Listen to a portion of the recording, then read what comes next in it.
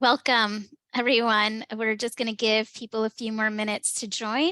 You're at AFC's Turning 5 webinar, Developing the Kindergarten IEP. We'll be getting started in a few moments.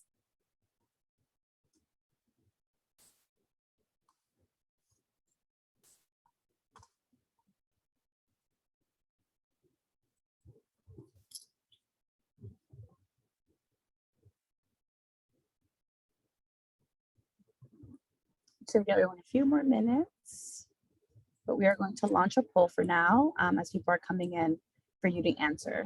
This will just give us more information about who our audience is, just to make sure that we are tailoring everything to you all.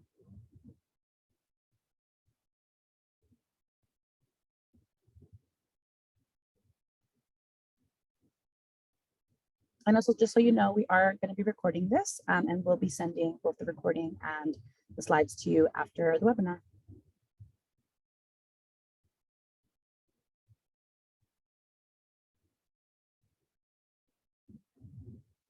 And again, we are just giving a few minutes for people to trickle in. And if you did just come in, if you can, we do have polls that we are asking you to fill out just so we can get more information about who's in the audience.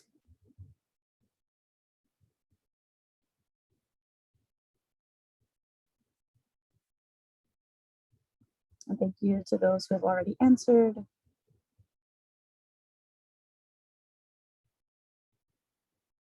Just some additional housekeeping while we wait for others to join. Throughout the webinar, feel free to enter questions that you have in the Q&A using the Q&A function on Zoom. We will be pausing throughout the presentation to see if there are questions there, respond to those questions during the presentation. Any questions that we don't get to, we can follow up with you after, but hopefully we can resolve all of them during the training.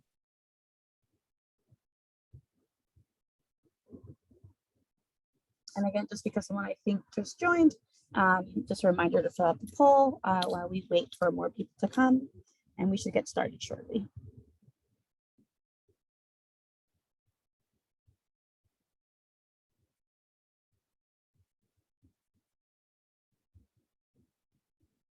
And I think we'll just give like one more minute before we get started, because I do still see people coming in.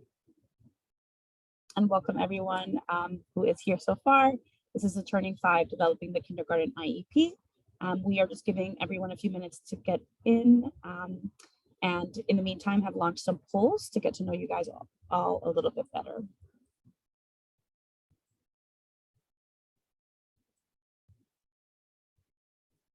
Oops, sorry.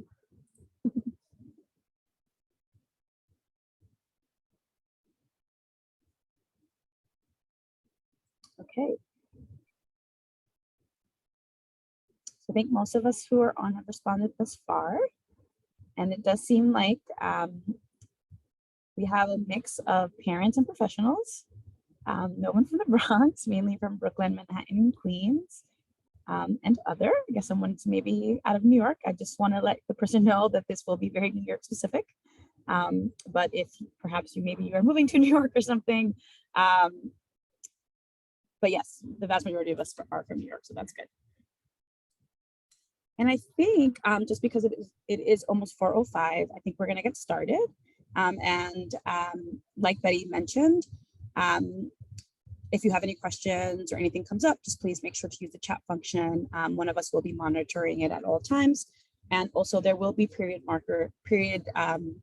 of time where you can actually, we will ask for questions and we'll be able to answer questions at that point.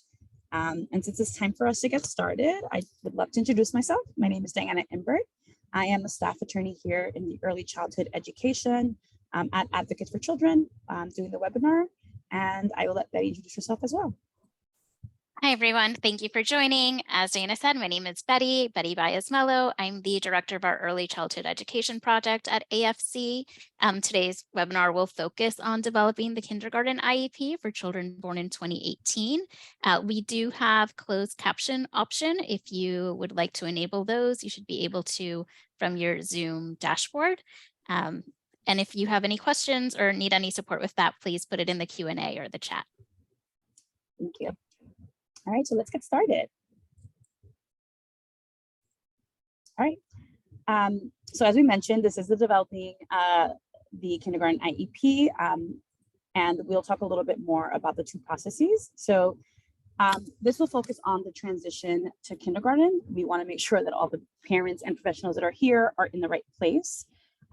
So the kindergarten IEP, the transition to kindergarten is for all children born in 2018 will have the right to a public school kindergarten seat in September 2023.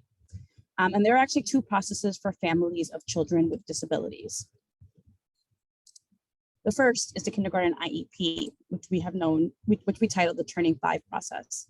And so you will participate in a kindergarten IEP meeting this year while your child is in preschool to determine the special education services that your child will receive during their kindergarten school year. We'll actually start the workshop by covering this exact process. And then move on. And then there's another process, which we actually hold another webinar on, which is known as the kindergarten admissions process, which is the process of applying to the Department of Education schools for kindergarten. All families, including the families of students with disabilities, are encouraged to apply to kindergarten. And since this application, the application to apply to the Department of Education schools will be available this winter. And because public schools serve children with and without disabilities, most children will attend schools that make them an offer through this process. And again, although there are two processes, we will be focusing today on the kindergarten IEP, although there is another opportunity for a different webinar on the kindergarten admissions process. And we do welcome and encourage everyone to attend that webinar as well. So little overview of today's workshop / training. And so first we will start with an introduction, then talk a little bit about legal rights. We'll move from there to talk about preparing for the IEP meeting. From there, talk about understanding the IEP, talk a little bit about the programs and services that exist that can be on the IEP, talk a little bit about the communication, the process of applying to kindergarten, and then finally resources. And like I mentioned before, just so that we understand that the T5 process refers to the process of moving from preschool to kindergarten for children with developmental delays and disabilities. And like I mentioned earlier, today's webinar will specifically focus on developing the kindergarten IEP. And just so that you know, I know that this is a lot of information, as you can see from what we're trying to cover in today's training, but just know that we will be recording this. It's already being recorded. And we will be ensuring that you get the slides and links to both the slides and also any links. And you'll see actually that that these slides will actually have hyperlinks so that you can click on things as we refer to them. And then you can basically click on the guides and the links that we have within this webinar. And of course, you always have the right to talk to your child's preschool because they can obviously help you with this process as well. All right. So before we begin, what is Advocates for Children? Advocates for Children is an independent agency that protects the rights of all New York City students. We are actually past our 50-year anniversary. We were founded in 1971 by parents of students with disabilities. And over time, our mission has actually expanded to ensure a high quality education for New York students who face barriers to academic success. And we actually focus on students on multiple students from all of them from low income backgrounds. And some of the services that we have is we can also always call our helpline, and this goes for all students, all parents of students, all guardians of students. You can call us at 1-866-427-6033, and we're available Monday through Thursday from 10 a.m. to 4 p.m. to answer all your questions, although you can always leave a voicemail and we will get back to you. We also offer free and legal services to low-income families, as I mentioned before. Unfortunately, because of our capacity, we do focus on low-income families, but the helpline is another resource that you can use if you do not meet our income guidelines. We have guides and resources, and again, like I mentioned earlier, all of these are hyperlinked, so you'll be able to click on it. It'll take you to our website, which will direct you to the guided resources that are listed there. We also do workshops and trainings like the ones that we are doing now. And lastly, we do policy advocacy and impact litigation to really expand the impact that we are having within the educational space in the long term. Okay, so as I mentioned, in our overview, we will be covering a little bit about the law. And so children with disabilities have additional educational rights, and those rights are really embedded in the Individuals with Disabilities Education Act, or the IDEA, which is the national law that protects the educational rights of students with disabilities. We're going to talk a little bit more about what that law entails. So the IDEA, Individuals with Disabilities Education Act, says that all children through age 21 with a disability have the right to a free, appropriate public education in the least restrictive environment. And so just like their peers who can attend public schools, children with disabilities also have the right to a free education that is appropriate to meet their unique needs. And appropriate means an education that will allow a child to make educational progress. And the least restrictive environment is something we will talk a little bit more about as the webinar goes on. But to the extent possible, the goal is that we want students without IEPs to learn along students with IEPs. However, obviously, a least restrictive environment is also student dependent. And so what that means is that certain students can function in the general education classroom with just some additional related services like speech or physical therapy. But other students may need a much more restrictive environment or a smaller special class that has less students. And so really what we'll talk about throughout this process is how do we really ensure that the student through the IEP process is getting that free appropriate public education in the least restrictive environment. Okay. Oh, I should actually also emphasize, or actually we'll cover it in the next slide. So I'm gonna actually do another poll where I'll just ask some questions to see how we're doing. And so an appropriate education means one that allows a student to A, reach their full potential, B, make meaningful progress, C, make any progress, or D, attend their local schools. So we just launched a poll, if you can just answer, and I will just wait till everyone responds.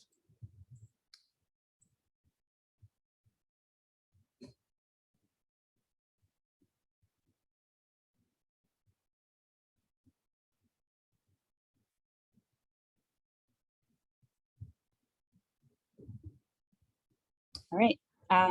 So yes, unfortunately, we do ask this question because it unfortunately is one that causes a lot of disagreement.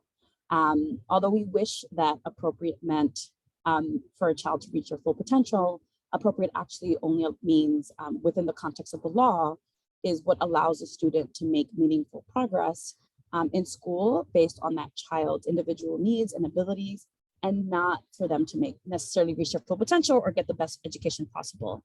And obviously we don't share this with you so that, we in any way, shape or form push you not to get what's best for your child, but we do want you to understand that the law, what the law allows or what the law really gives to the student is not the right to the best, but instead the right to make meaningful progress.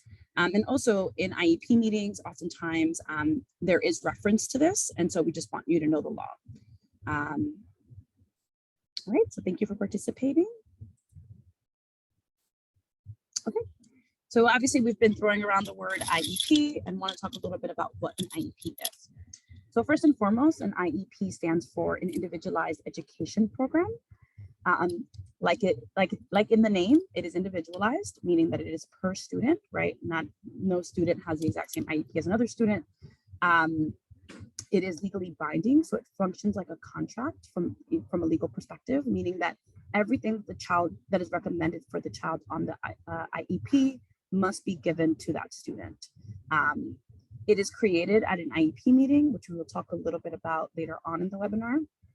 And it is good for 1 year, meaning that it needs to be reviewed at least once a year, and updated if it needs to be updated. And although it's good for 1 year and a review will happen once a year, you always, as the parent, have the right to request an IEP meeting at any time. So you should know that. Okay. So how do we prepare for the IEP meeting? So this year, your child may have, if they're in preschool, already had another preschool IEP meeting, and separately, they will also have a kindergarten IEP meeting to discuss whether your child needs an IEP for kindergarten, and if so, what types of class and services your child needs for kindergarten starting in September of 2023. So as you prepare for the IEP meeting, you should know that the DOE's role is that they're, first and foremost, they should have already sent you a mailing with information and a list of kindergarten orientation meetings in the fall.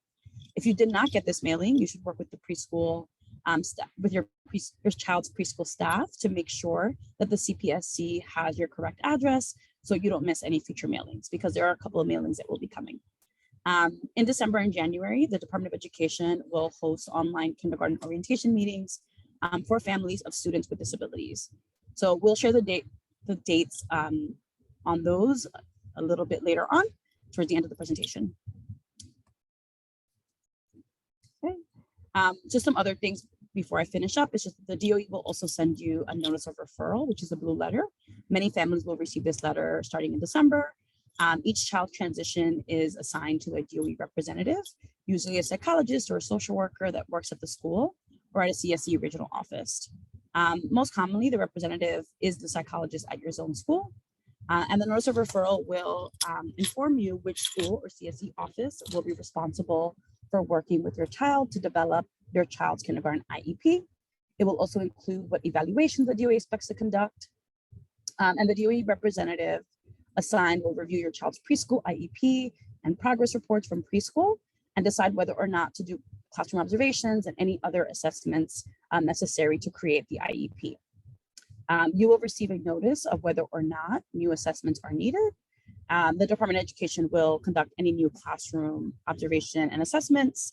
And sorry, I just wanted to make sure that all of the players here that create the IEP are there, because I am talking a lot about the preschool and whether there's a classroom observation or there's progress reports that will be taken into account to create the IEP.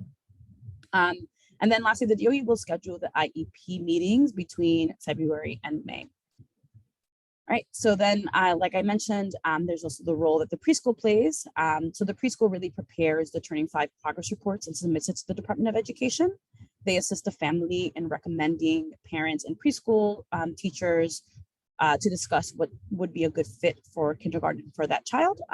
As we know, your child is probably spending a lot of time in their preschool class, and they have a really good ability to observe the child and know whether or not what the child may need either extra or less of in the following year. Oh, excuse me, so sorry. Okay, and then lastly is your role. So obviously we really recommend that you learn everything you can about this process. So you've already done an incredible job by coming here today because it's really important, obviously, for you to be aware of this processes and be really prepared as we prepare your child to go to kindergarten. So you can always contact schools to ask about different types of classes. You can speak with current teachers and providers. You can review progress reports and evaluations to help assess what type of class and services would be appropriate for your child for kindergarten. Obviously, you get to see your child at home. So being able to work with the preschool and talk through the preschool as well with what observations and things make most sense, allow for us to make for the best and most holistic IEP for your child. Not all children will need new evaluations before the IEP meeting, but that said, as a parent, you have the right to request evaluations if you need them or you want them. And you would do that by writing a letter to the Department of Education representatives in charge of your child's transitions. Or you can also obtain private evaluations if you need or want them. And obviously these evaluations would factor into the IEP. And lastly, if your child has medical needs or will need medical needs and needs special transportation or accommodations, you want to make sure that you get medical forms completed by the doctor. These are all available on the Department of Education's website, and your preschool can help you get a copy. Last is that you should make a list of everything you want to request at the IEP meeting. You should think about who you would want to come to the IEP meeting. And we will talk a little bit about the various people who can come to the IEP meeting, but you do have a right to bring anyone who is familiar with your child. And they can come to the IEP meeting and be prepared to really advocate for what your child needs. So this is sort of I know this is a lot, and like we will have room for questions in the next slide, because we did just cover a lot of information and want to make sure that we answer any questions you might have. So with that being said, wanted to see if there were any questions. Just as a reminder, we're not seeing any questions in the Q&A, so feel free to put your questions there or put them in the chat, and I will be monitoring the Q&A and responding to questions, and Diana will continue pausing throughout the workshop to answer any questions as well. Thank you, Betty. All right, so if anything does come up, please put it in the Q&A. We really know that some of this information many families may be hearing for the first time, or it's just confusing. So please ask questions if you have them, because we do want to make sure that you walk away really understanding this process, because it is so critical. And I am seeing that there's a Q&A, so Betty, go ahead. Sure. So we received a question about why T5 meetings are done prior to the scheduled time frame according to the DOE. I'm not sure, Doris, what time frame you're referring to. Typically, the Turning 5 or the kindergarten IEP meetings are held in February, March, and April, the year before a child enters kindergarten. So this is after families applied to kindergarten through the kindergarten admissions process, which the deadline for that is usually sometime in January. Preschool providers then submit progress reports to the DOE by the start of February. Using those progress reports, the DOE should be preparing to have your child's IEP meeting and conduct any necessary evaluations. That all happens before September to make sure that the services are in place when the child starts kindergarten in the upcoming school year. So hopefully that answered your question. If not, please feel free to elaborate in the Q&A or in the chat.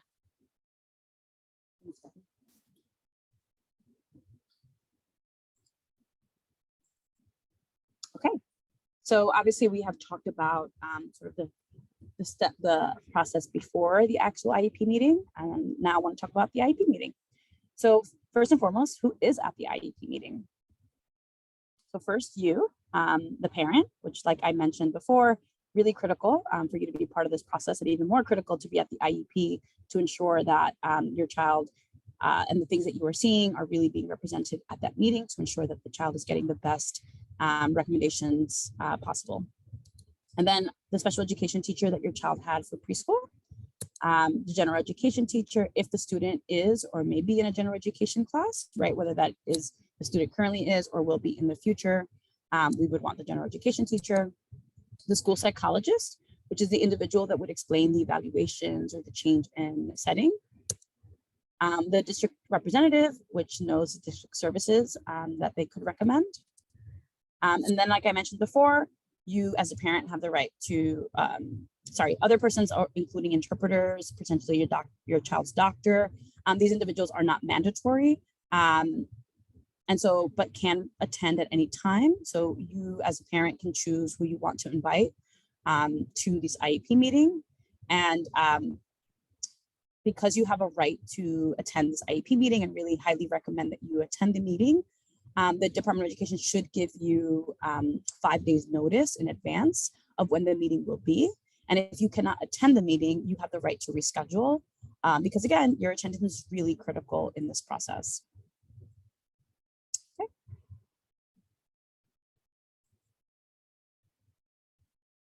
Oh, and I should also mention that you do have a right for an interpreter if the parent's preferred language is a language other than English. And so just know that that is also an option that is available. Okay, and another question. So who is not a required member of the IEP team? And I should have actually emphasized that, but oops, sorry, Patty, thank you so much for launching that. But really quick before we get to that, actually, let's answer that question and just see where we are with that poll.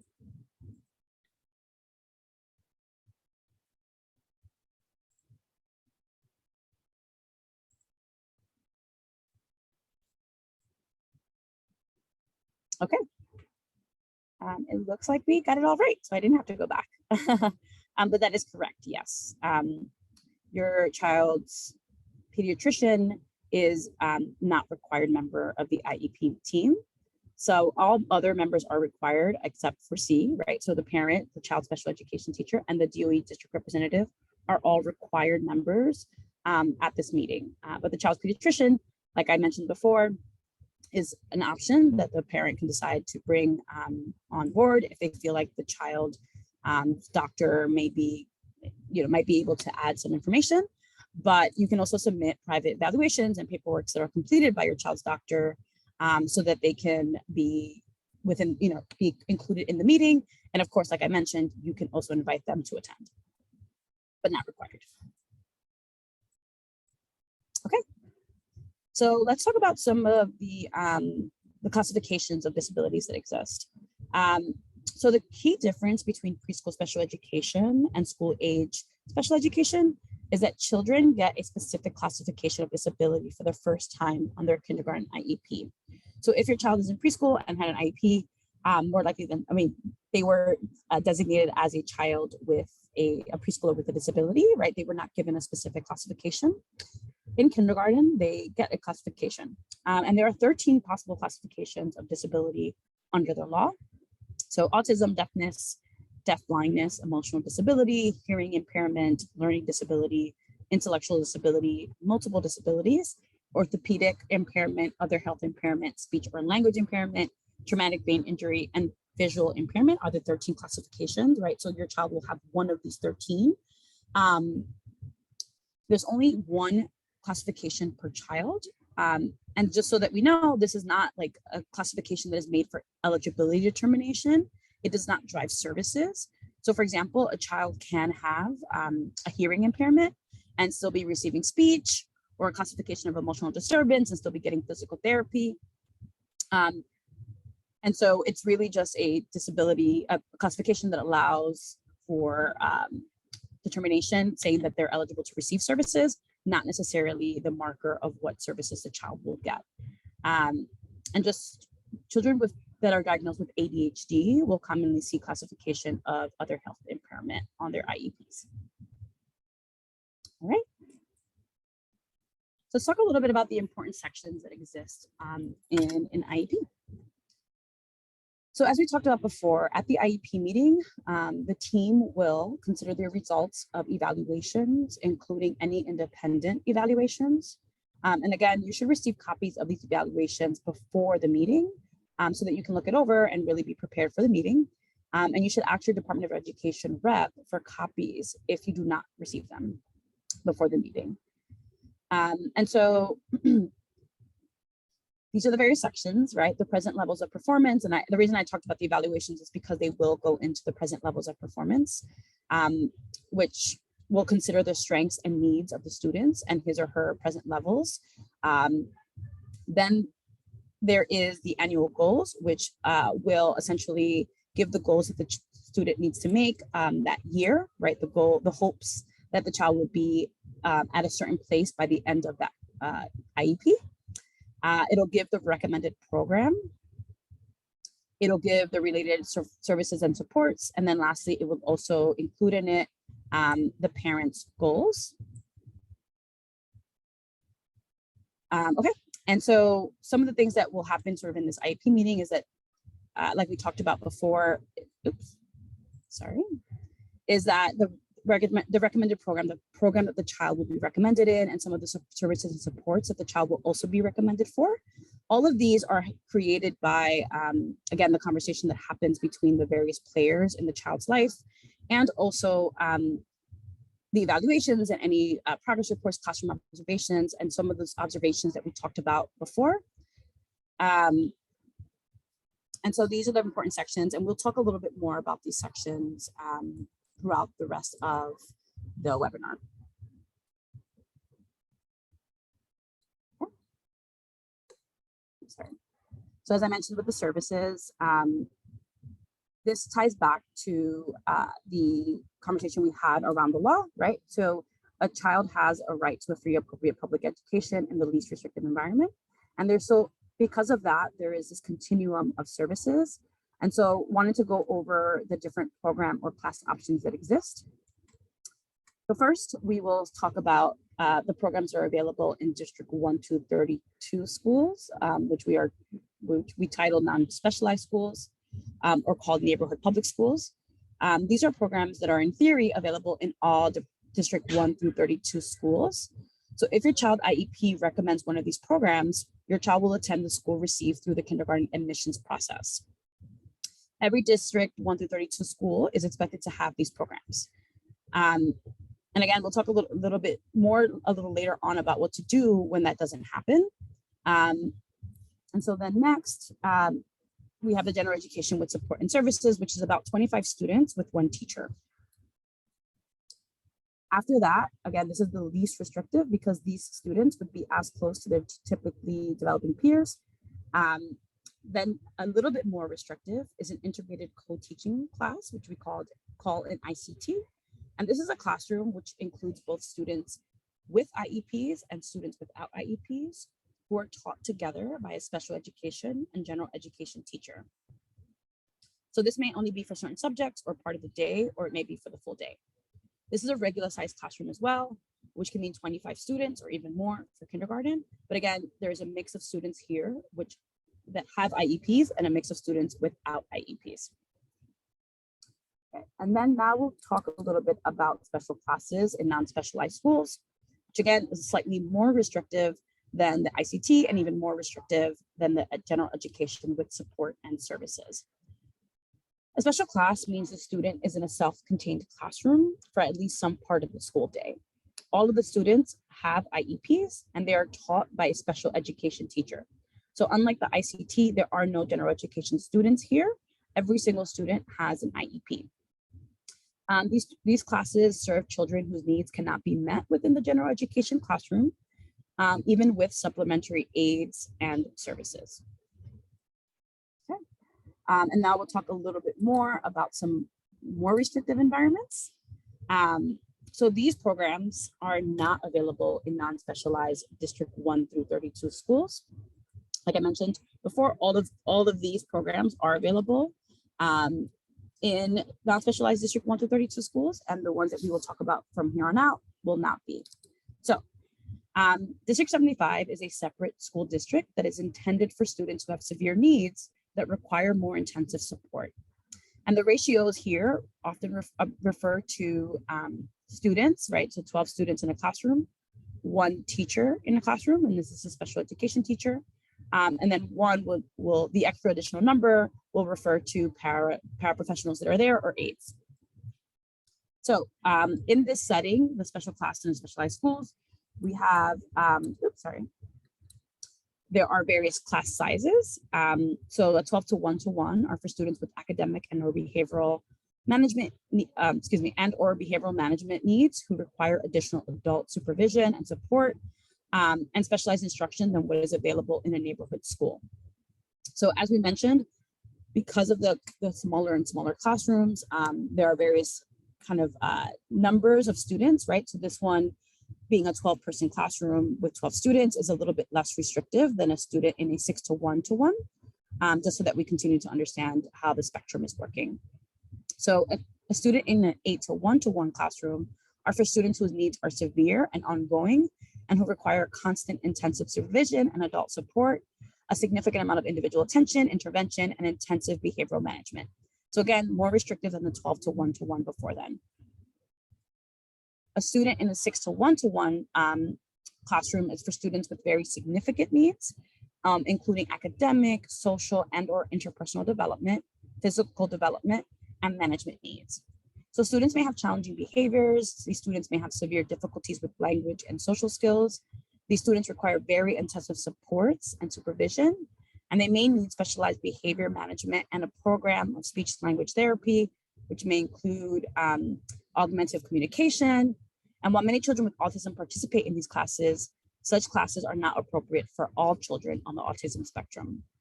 And then lastly, within this category is the 12 to 1-to-4, which is for students with severe and multiple disabilities and limited language, academic, and independent functioning.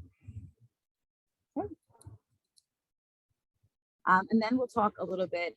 So again, this is sort of the end of the restricted classrooms. There's also state-approved non-public schools, which are we title MPS. And these are private special education schools approved by the state for students whose educational needs cannot be met in a public school program. The IEP program will say that it is recommending a non-public school that will actually be listed on the IEP. These schools are at no cost to the parent, and all students with IEPs, all of the students that are in these schools, all of them have IEPs and they're all in special classes. And unlike District 75 programs that serve children with all disability classifications, NPSs tend to serve children with specific classifications.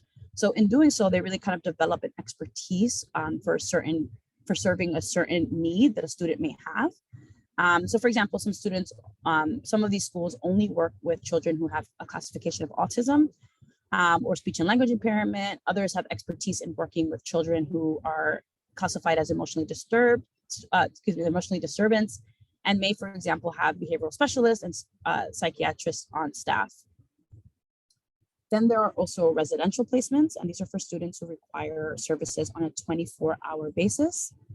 We see this a lot. We don't see this very often for students who are in kindergarten, but just wanted you to be aware of it. And then lastly, kind of the most restrictive that is possible is a home instruction, which is available to students with severe physical, medical, or emotional conditions that make really attending school impossible. So for example, if a child has a severe medical need that puts them at risk and they can't be around too many individuals, they may need to have home instruction. Okay. And if a special class in a specialized school or non-public school is recommended, the Department of Education will identify a specific school with the type of class that is recommended on the child's IEP. So that you know that is sort of the responsibility of the Department of Education to ensure that they find the non-public school that is recommended. Okay. And just because, again, we covered a lot, want to go over a poll to see how we are doing with this information. All right, so if a child's preschool IEP recommends a special class, then the Department of Education must recommend a District 75 kindergarten placement. A, true, or B, false?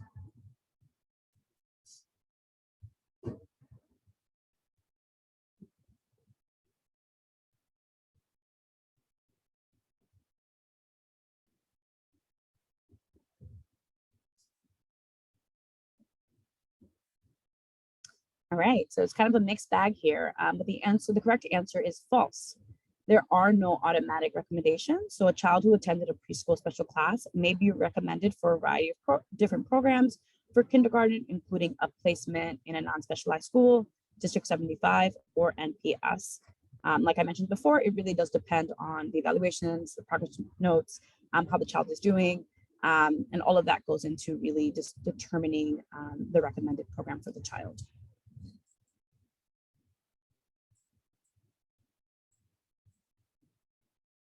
All right, so let's talk a little bit more about specialized programs. So these are programs that are only available in certain District 1 through 32 schools. So if a student's IEP recommends one of these programs, then the Department of Education will give an offer for a school that specifically has a seat available in the recommended program.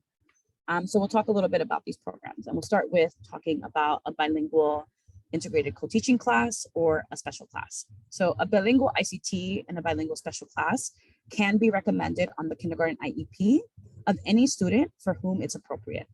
It doesn't matter whether or not the student's zone school has such a class. What matters is that the Department of Education will try to offer, the Department of Education will try to offer a different school that has a program if it's recommended on the children's IEP. You do not apply to these programs. This is a recommendation that the Department of Education would make.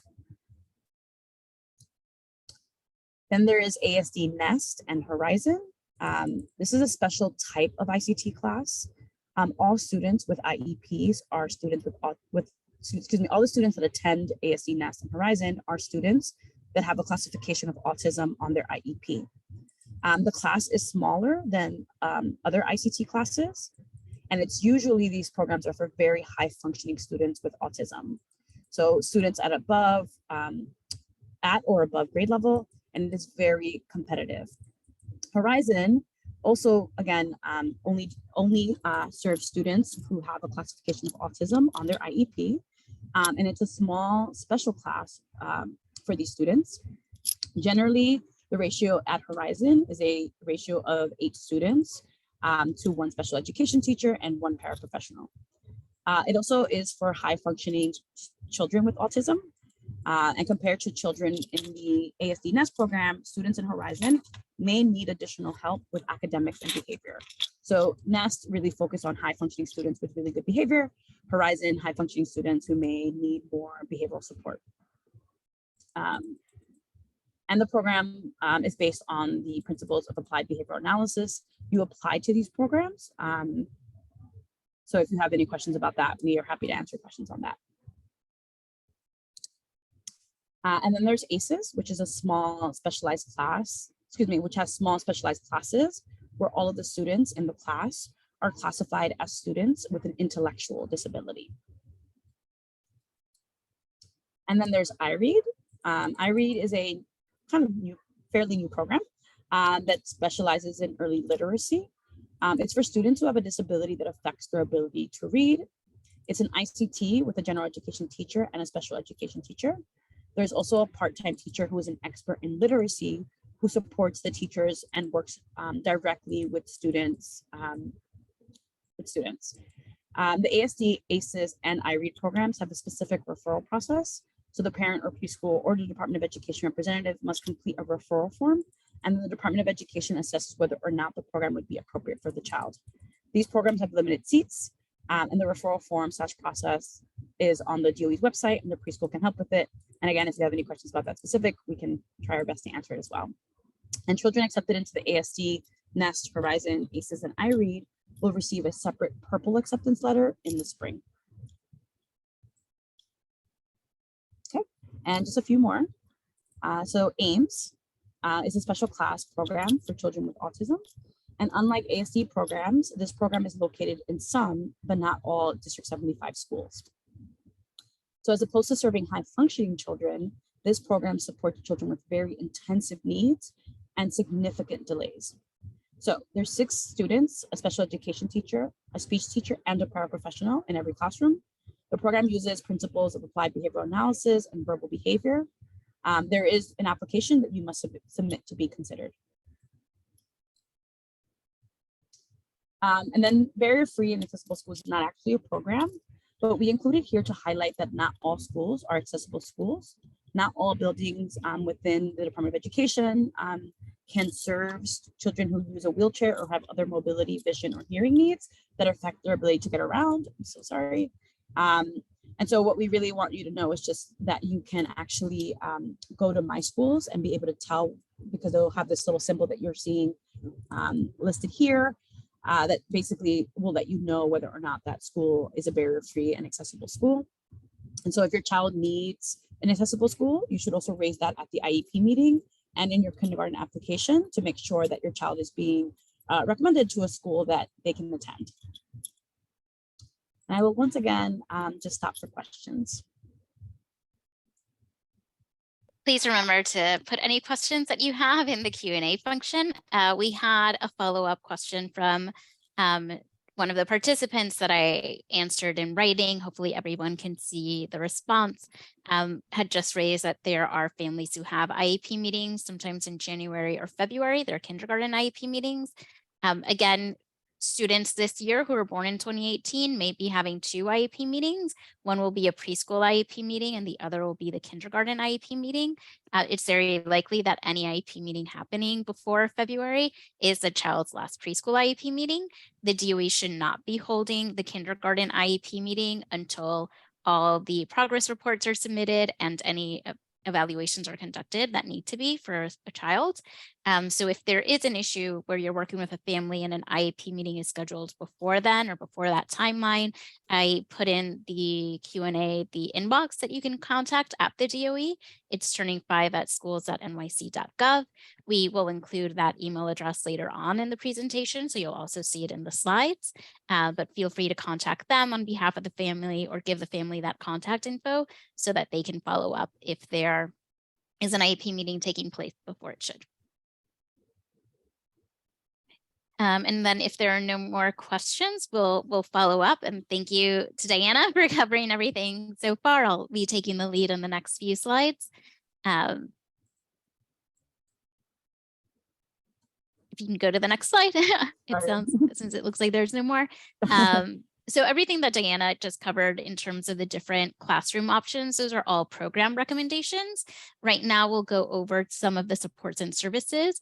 And these are services that a child can receive in any program and in any of the school placement options, right? So these are available to children in a general education class in a non-specialized school. These are also available to children in a special class in a District 75 program. So they're available across the board.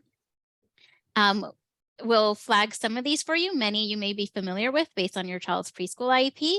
The most common related services, for example, are occupational therapy, physical therapy, and speech therapy, as well as counseling. Children can also have paraprofessionals. It can be a one-to-one paraprofessional, potentially for health reasons or for behavioral management needs. Do have the right to nursing services as needed. We'll flag that with nursing services, it is a more common recommendation for some preschoolers than it is for kindergarten students. That's because many preschools do not have a nurse on staff, while DOE schools traditionally do. So including non-specialized schools and District 75 schools, as well as the other options, including NPSs. So because there's typically a nurse in the school buildings for older grades, for kindergarten and up, it's less likely that a child will need a one-to-one nurse because they do have access to this nurse throughout the day. That said, some children do, and for those children, do recommend that you, as a parent, get medical forms filled out by your child's doctor that are available on the DOE's website so that it's something that's discussed at the IEP meeting. The nurse can even be available for busing to travel with your child on the school bus, as well as throughout the school day. Some other services that I want to flag include special education teacher support services called SETS.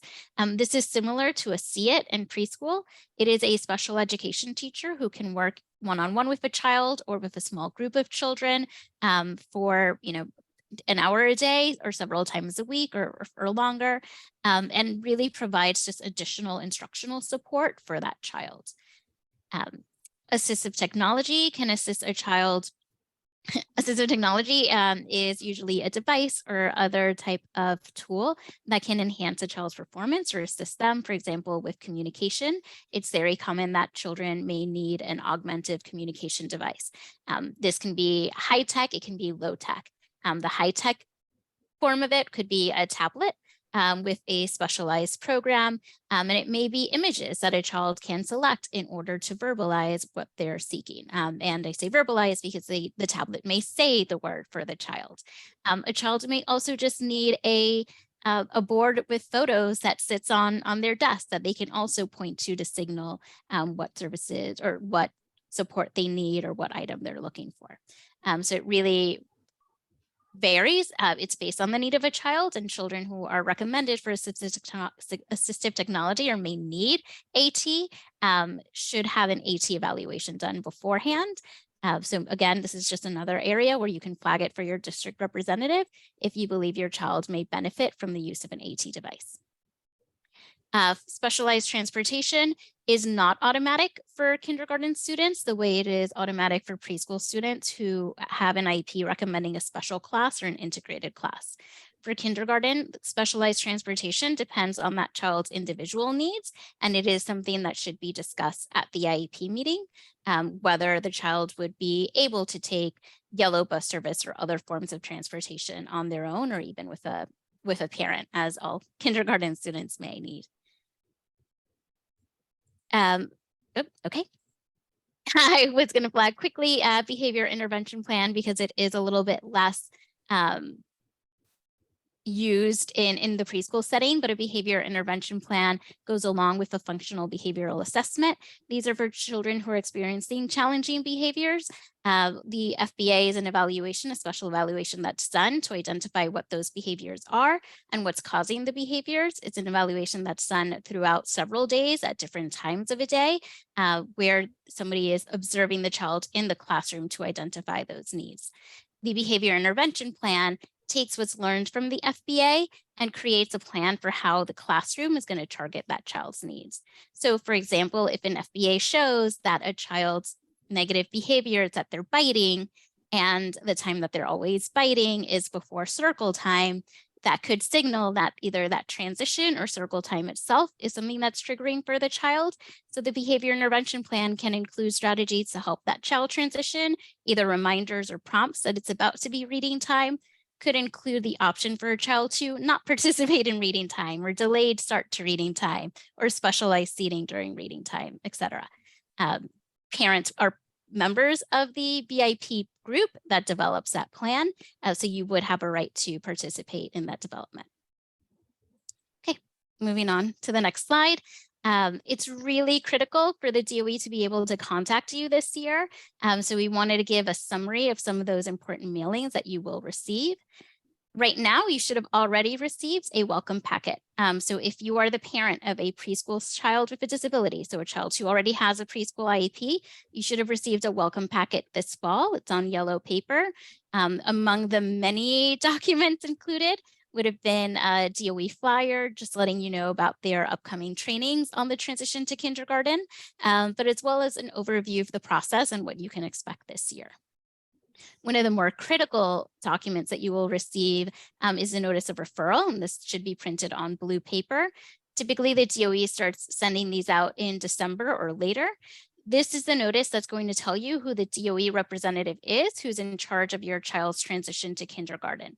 So this is the person who will be scheduling your child's kindergarten IEP meeting, and is also the person who can or who will be determining if any new assessments need to be conducted, and scheduling those evaluations before the IEP meeting as well. So that's going to be a key contact for you to have. Any issues you have during this process, that should be the first person you go to either get your questions answered or try to resolve an issue. Some families will receive a pink notice of case reassignment. This is only if that DOE representative that was assigned to a child changes. And typically we see this happen, for example, if a case was initially assigned potentially to a middle school or to the child's non-zone school, to just another school in their district, but then that child's zone school realizes they do have capacity to also do that child, hold that child's kindergarten IEP meeting or conduct necessary evaluations, they may ask the DOE to assign that case to them. In that case, you would get a notice of case reassignment, or of course, if the family moves and then needs another contact that's closer to home. Another key document is a prior written notice and the IEP itself. You should get copies of these after the IEP meeting. So you won't usually be able to immediately get a copy of the IEP itself, but at the IEP meeting, you can at least recommend a copy of the program and service recommendation page that will summarize the program, be that a general education program with related services, be that a 12 to 1-to-1 class in a non-specialized school, an NPS placement, or a District 75 placement, as well as the related services that your child will receive. Then within a couple of weeks, you should get the complete IEP itself and a prior written notice that summarizes the IEP recommendation and also tells you what documents were reviewed in creating the IEP.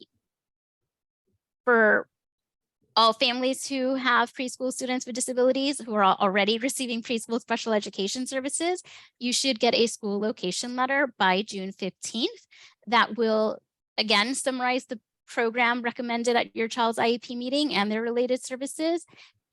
And more importantly, also list the school that will be responsible for providing those services to your child next year. For many families, the school listed on the school location letter will be the same school that makes them a kindergarten admissions offer through the kindergarten admissions process, right?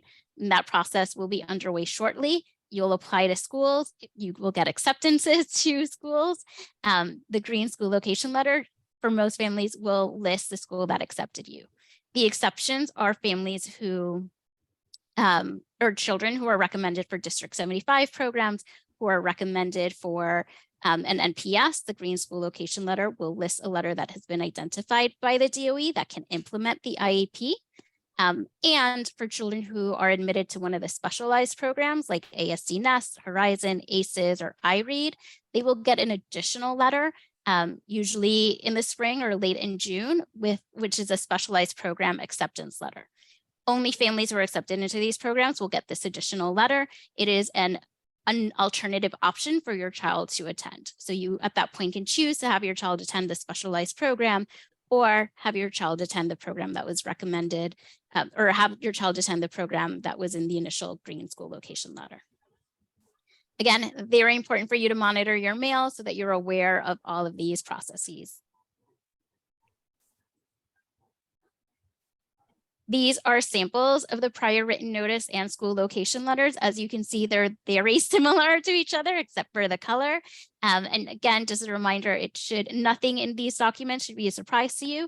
They should summarize the results of the IEP meeting, the program that was made, and the services that were made, with the green school location letter additionally listing the school that will be responsible for implementing your child's IEP come September. And because it's so important for you to receive all these mailings, we just have a few strategies for what to do if you're not getting anything in the mail. Right now, at this point, since you do not have a DOE representative assigned, you should contact your CPSC administrator or community coordinator. This is a hyperlink to where you can find the community coordinator contact information within the Department of Education. Once you have a district representative assigned, you can contact that district representative as well. And they should be reaching out to you. So in addition to getting something in the mail, the district representative should be contacting you by phone. And at that point, you should let them know, I've never received my welcome packet.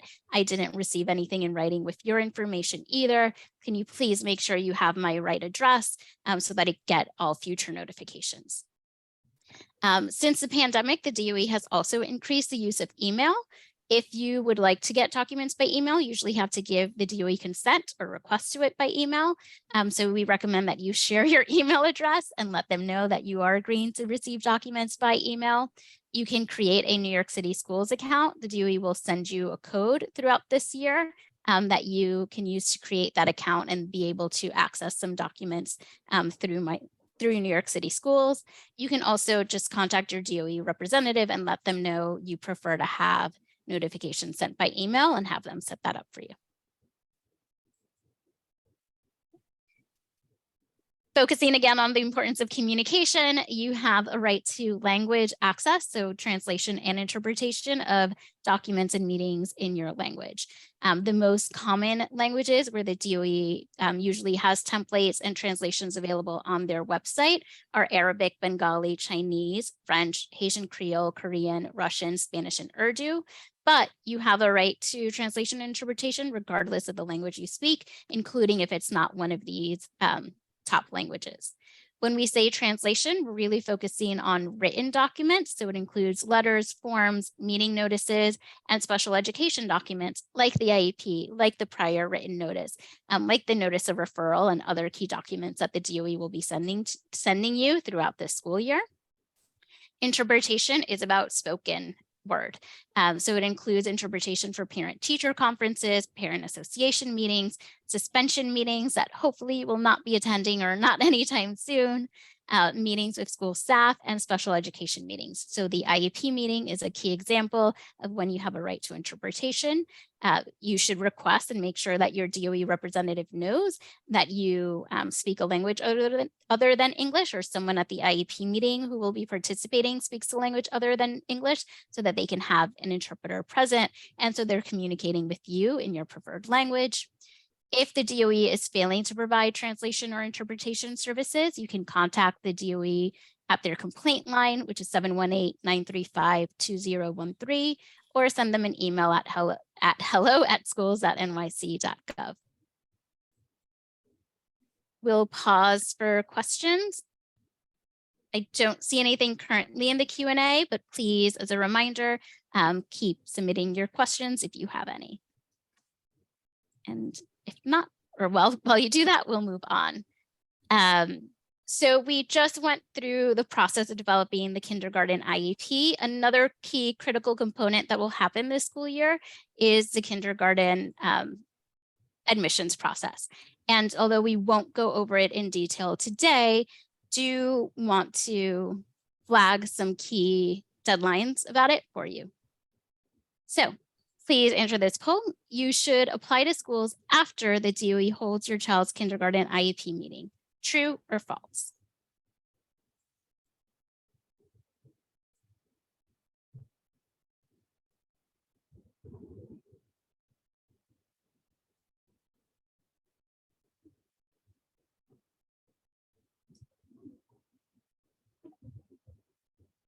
Okay, waiting for one more response. We'll give another 5 seconds.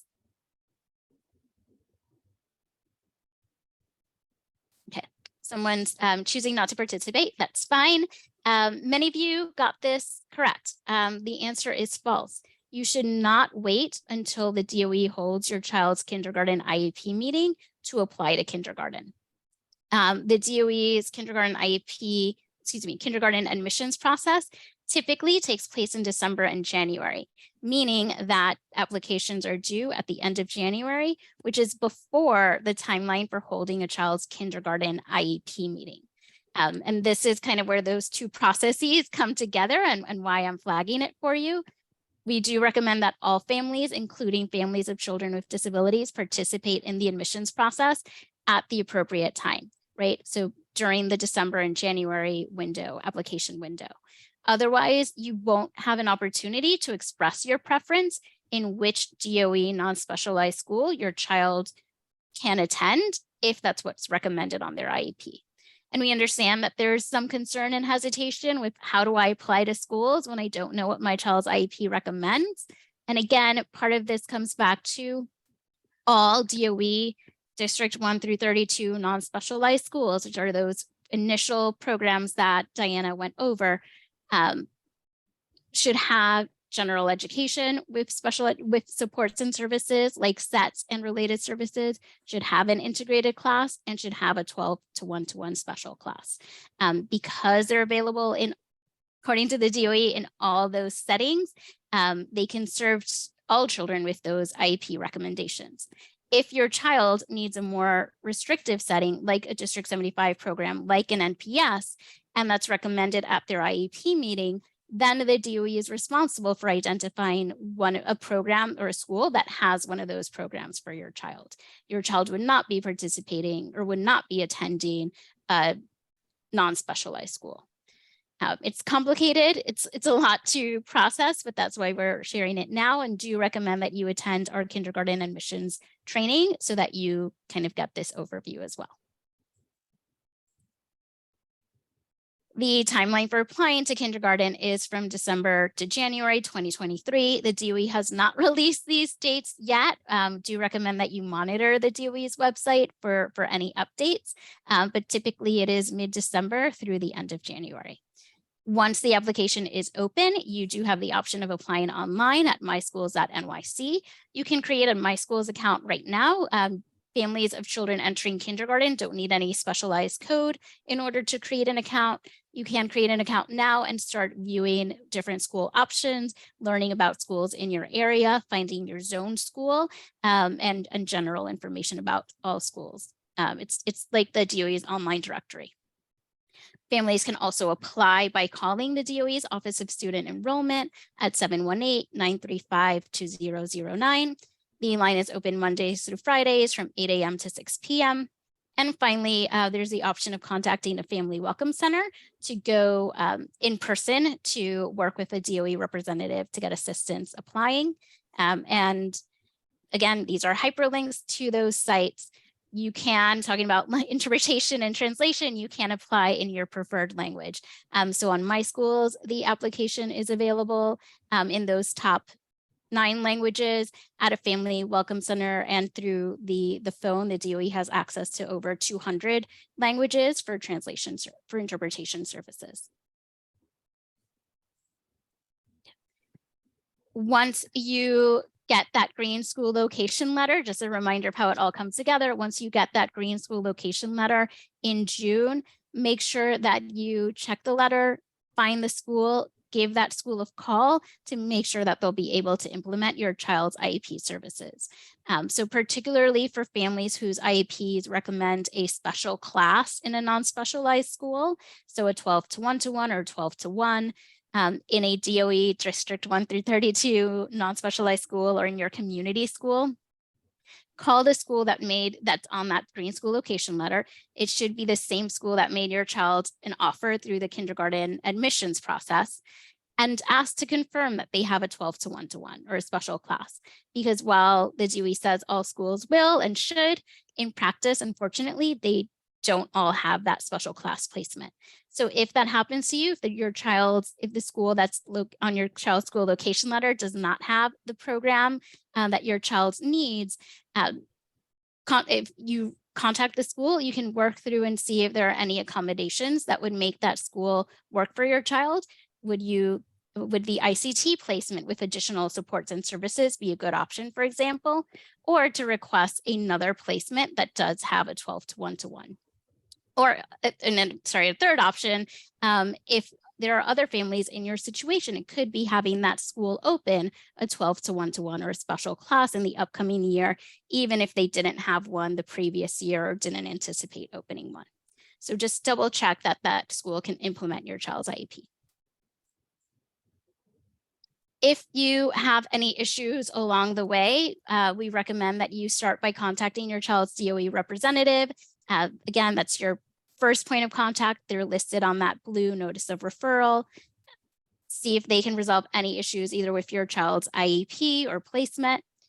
If you have challenges, if the challenge is specifically related to the IEP and special education and your DOE representative did not answer your questions, you can email the DOE at turning5@schools.nyc.gov.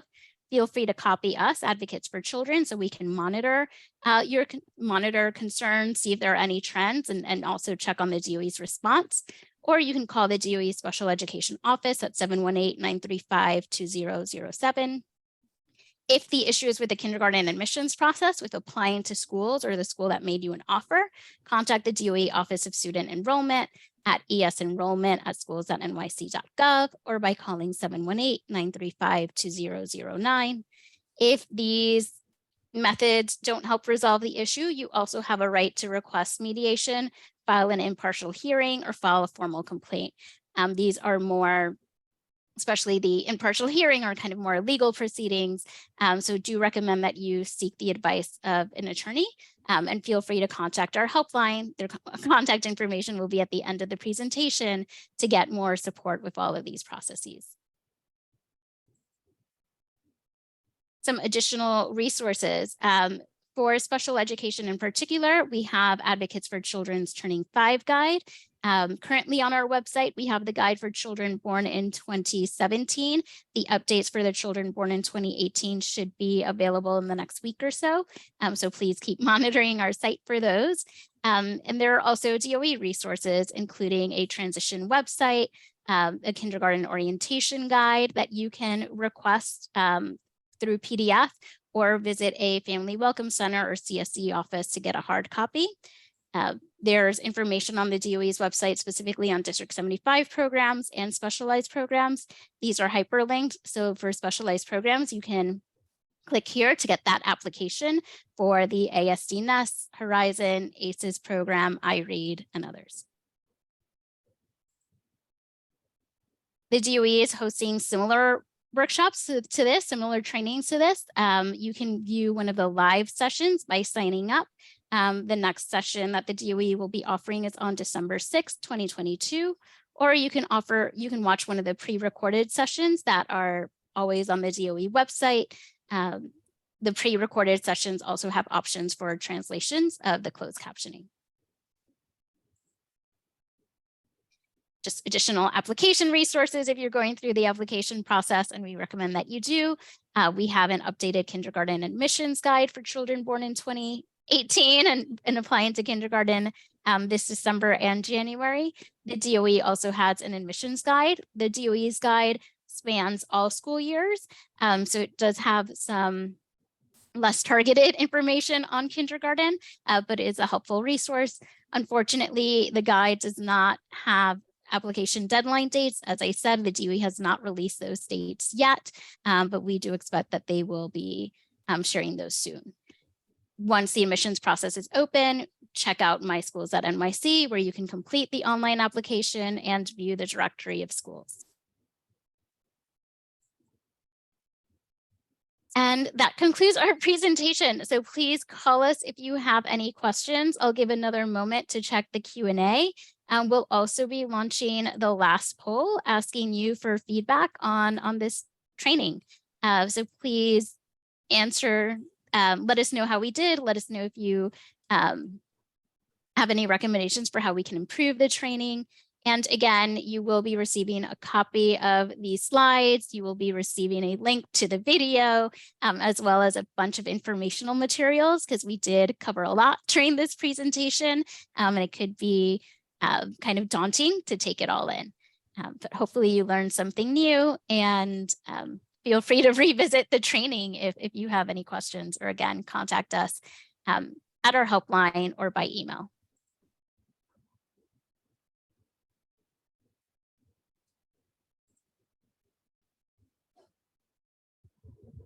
Okay, it looks like everyone has completed the poll. I'm not seeing any additional questions in the Q&A, so we'll stay on for another 2 minutes in case there's anything last minute that comes up. Thank you, everyone.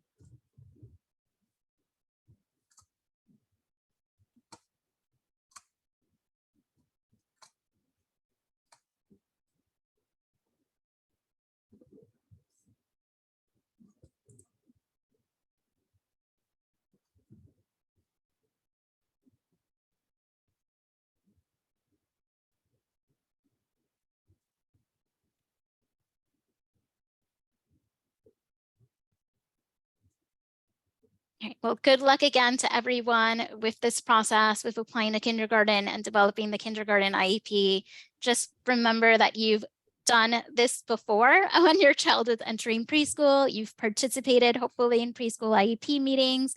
So you do have a lot of experience already in this. And we're here to support you throughout the process. There are a bunch of resources to support you through it. But hopefully you feel empowered in your expertise and confident in going forward. So if nothing else, we'll conclude now, and thank you so much for participating.